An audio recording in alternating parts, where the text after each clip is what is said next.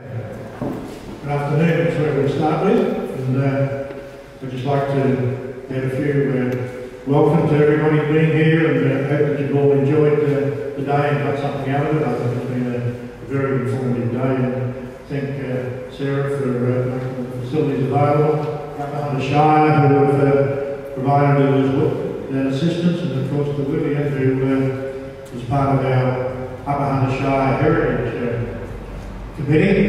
Leader of the pack in the last 6 years has put a lot of work into this as well, and I think the opportunity to be able to talk about a hands-on current heritage development project that we have here at home in Merriwell.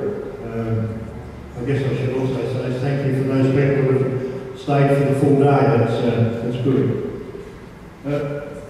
I'm a member of the Upper Hunter Shire Heritage Committee, and my interests are many in Merriwell. I'm involved in a very number of community activities at the Historical Society, which started in 1967, and the more recent Merriwell Railway Society, which started in 2009, so we're very young.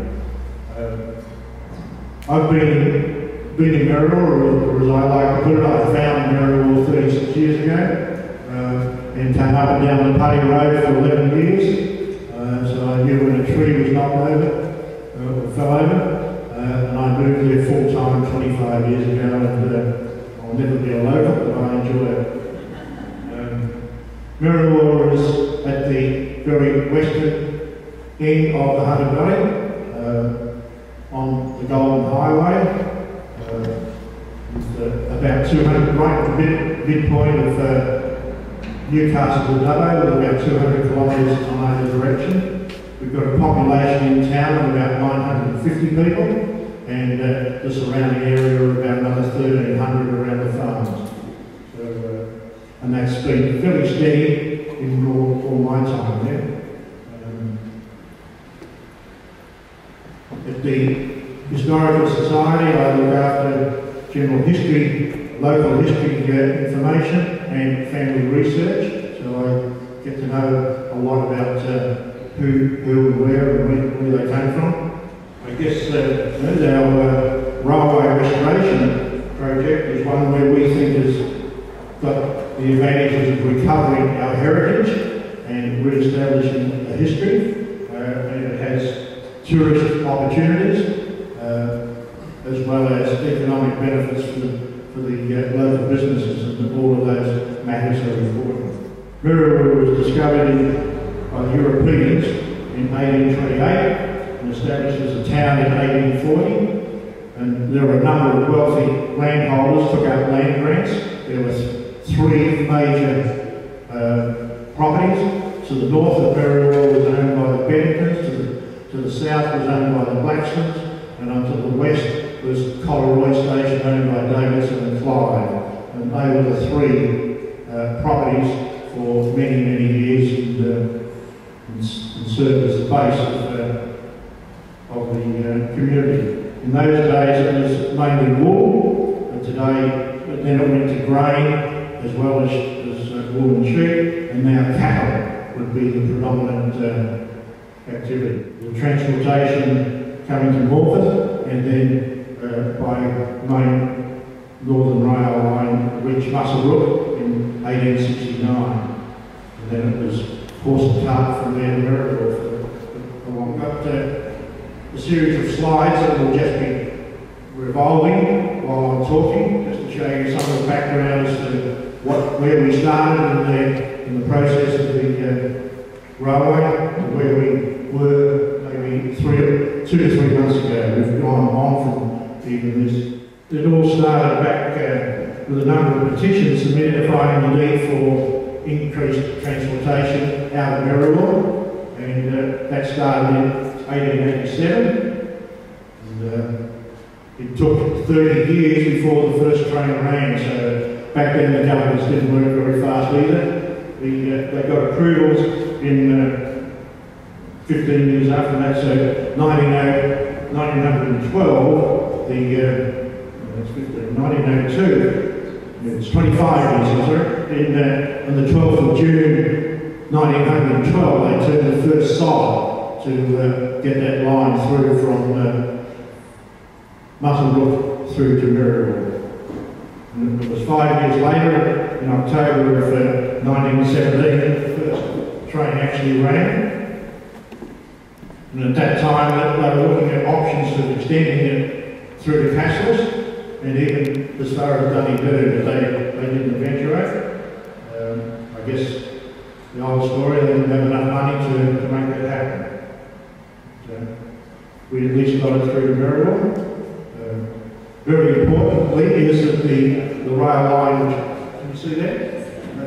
The rail line which we have is the end of that line.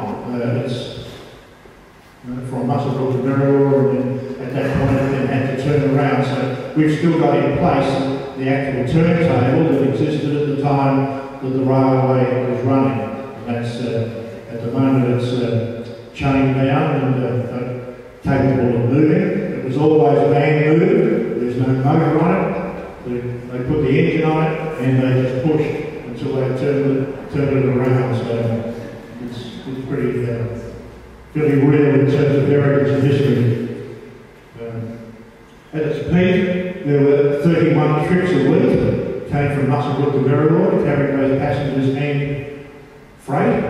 So it was a pretty solid, full-on activity with 31 trains. We had 3 people employed at the railway station full time, and a lot of other people employed loading coal onto the engines and doing other work around the place.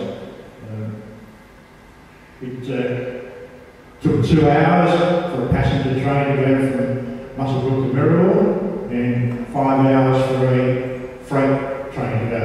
And I've heard stories of the passenger trains, if they had to stop if cattle wanted to cross the track, and if there were people from out of town on the train and there were kangaroos out in the paddocks, well, then they would stop to allow those people to look at the kangaroos as they went past, and all part of the service. I think deeply is you arrived in Maryborough via that back in the 60s, so all part of that history. The last regular trip was in July, for passengers, was in July of 1973. So it's 29 years ago since the last passenger train ran, although there was a special train ran in 1982, when the trip for the school students was organised when Charles and Diana were in Newcastle, so they opened the line with another passenger train on that occasion to take the school students. The freight trains ran for another few years, and in the final week left in February of 1988. So that's a little bit of history about how the line came about and what we were doing.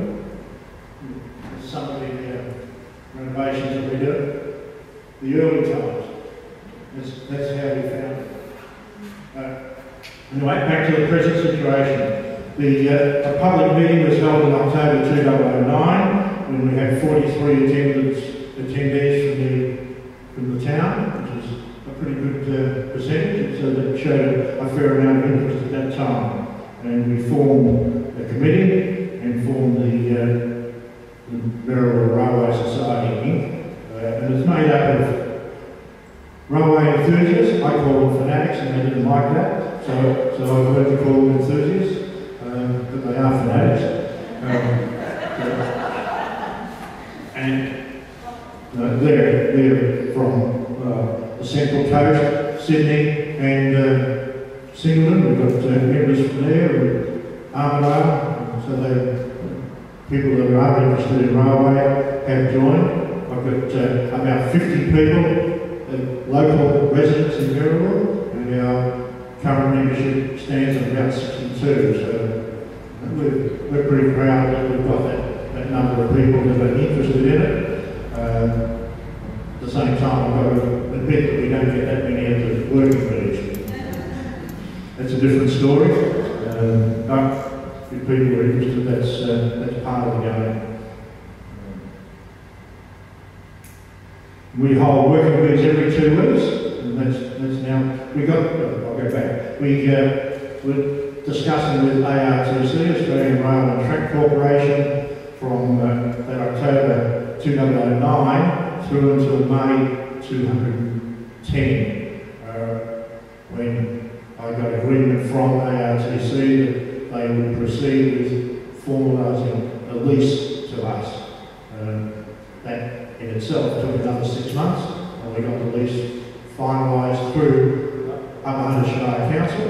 The lease initially is ARTC to the Upper Hunter Shire Council, and then sub-lease to us. The ARTC, I guess, felt it was better to work with an organisation that they knew was going to be forever. You asked a question or wave the flag? That wave the flies. Okay. Thanks, Bev. You might have been prompting me on something. Bev is a member of our society. It took us that sort of time, all the legalities, and including the lease. As I say, we have working bees every 2 weeks, and up to this point in time, we've clocked a little over 900 volunteer hours in that 15 months. So we find that rewarding and hard work.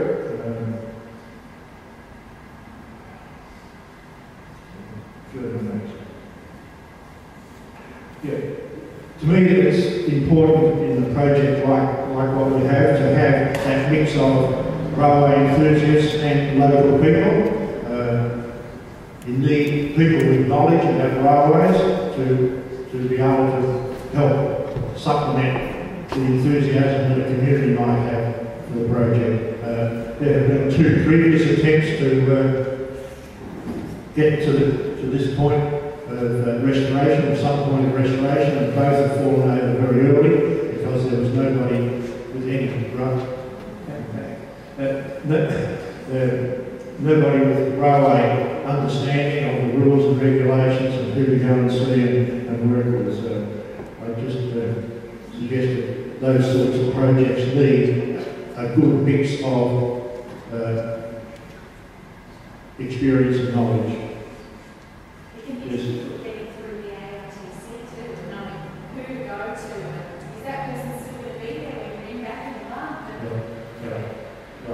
It's worse than that. ARTC now no longer are the property managers, it's now John Holland. So we're creating brand new people with no knowledge, no background knowledge. ARTC were fantastic with it, so they could have done more. Very happy. In the 1990s, the Pottery Group at Berrywall set up residents to have weekly meetings at the railway station, and that was a very active group, in our opinion too active, because they pulled out all the walls, and how they did that without approval we don't know, but when we took it over, all the interior walls had been destroyed and taken away. So part of what we're doing is currently is reinstating those walls to get back the station master's room, a ticket room, a waiting room, and then a parcel room. So there are 4 rooms to go across the.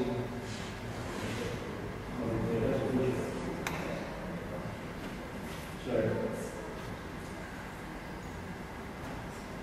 there weren't any photos taken before they took down the wall. So again, we're depending on or relying on word of mouth and people's memories as to what was there, and we get people up there not always agreeing, but at least we have some ideas. We certainly have got access to some photos of interior of similar railway stations of the same era.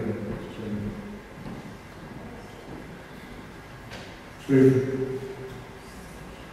I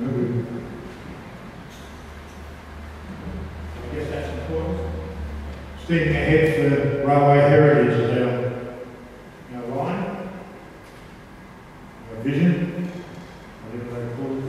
Kindred and Vision, what I remember from my working days. We've had donated a number of items. We've got a set of platform scales, lamps, and parcel trolley, and 2 weeks ago the guy turned up on a Saturday morning and his father had died 2 months earlier, and 2 months earlier, and he was cleaning out the drawers and found 6 railway tickets, Mirror railway tickets, so we now have those. They're tremendous, and it's, I guess, equally good and important that people realise that they're important and that we would be interested in requiring them. Because our next stage, once we do the restoration work, will be to create a railway memorabilia museum in those 3 or 4 rooms. So that's the next stage, and then the dream of the younger people is that we can get some rolling stock going onto the place. Not coal trains. Huh? Not coal trains. No,